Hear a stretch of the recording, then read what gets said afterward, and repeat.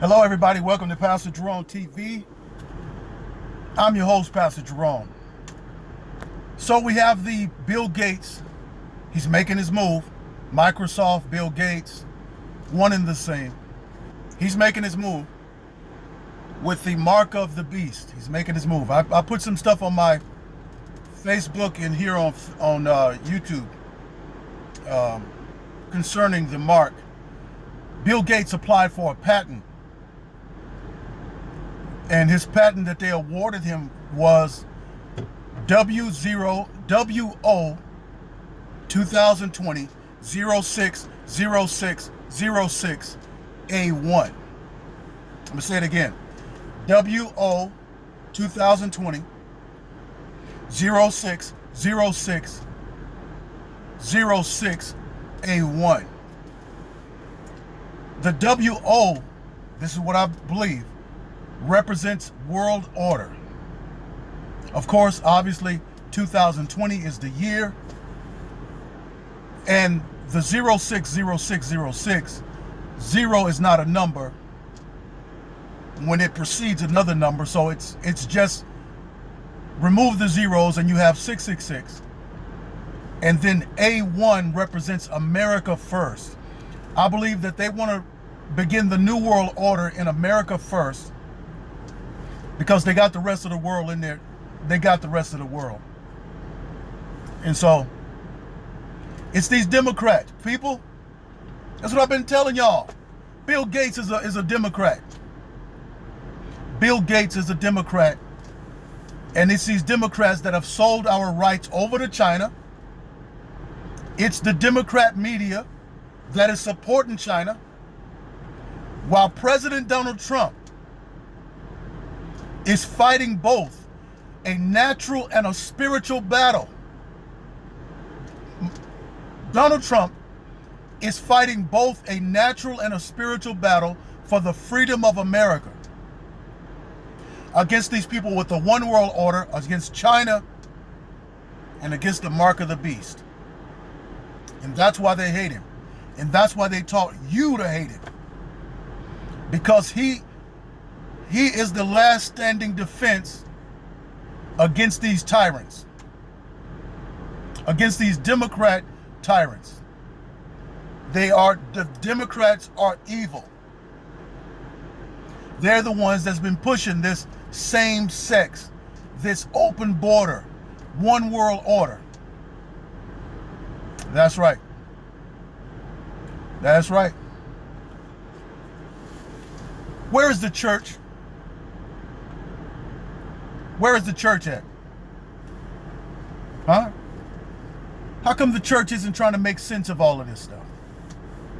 How come the church isn't preaching on all of this? We see the mark of the beast. We see the shutting down of the country. We see people trying to take away folks' right to gather in a worship setting. Why is the church so silent? Because the church is friends with the world. The church is friends with the world, and anybody that's a friend with the world is an enemy of God. The church is an enemy of God, and they are, when the witches came out to cast a spell on Donald Trump, the church should have, as soon as it reared its ugly head, the church should have rebuked them back to the pits of hell. But they were silent, quiet, because they want Donald Trump cursed. But a curse on the leader of a nation is a curse on the nation. Well, Donald Trump is a curse. How? How? Tell me. How is he a curse? Huh? Is he more of a curse than Obama? Is he more of a curse than Carter? Than both Bushes? Than the Clintons? How is he a curse? How? If he's racist, well, then he's one of the worst racists that ever existed. Because he changed this prison reform bill that Democrats kept waving in front of black voters every year and never did anything about it after they got in office. Gave more money HBCUs, Black History schools. All right? So I don't get that. How is he so evil? The church should be fighting the spiritual battle while Donald Trump could fight the natural battle to protect the country. But the church has pulled back. Let the man step out there and fight the battle alone. Well, you and I, we can't do that. We've got to continue to pray for him. We've got to rebuke the enemy, rebuke the devil. And maybe God will give us more time. Maybe God will grant us more time, which I believe he has and he will. But if we don't fight, see, because we have to co-labor with God. We have to work with God. Jesus said the harvest is plenty. The harvest is there. God wants to give you the harvest, but God wants you to co-labor with him.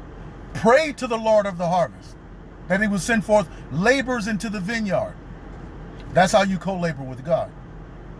So we're going to pray that God would bless and add strength to President Donald Trump so he can fight the natural battle, and that you and I will fight off the princes of Persia and demonic forces and spiritual demonic behemoths and leviathan spirits that are attacking this nation.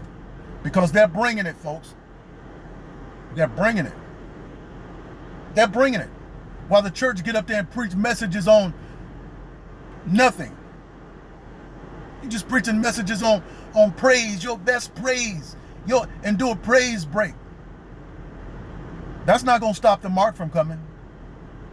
That's not going to prepare people for the mark. They have numbed the people down and dumbed them down, and they are not prepared for such a time as this. But woe be to them, because they should have been prepared. They should have been preparing themselves. You never rely on one person, a pastor, a bishop, a prophet, to prepare you for such a time as this. You should have been ready. You should have had your own lamps filled with oil. Anyway, I'll see y'all on the next video.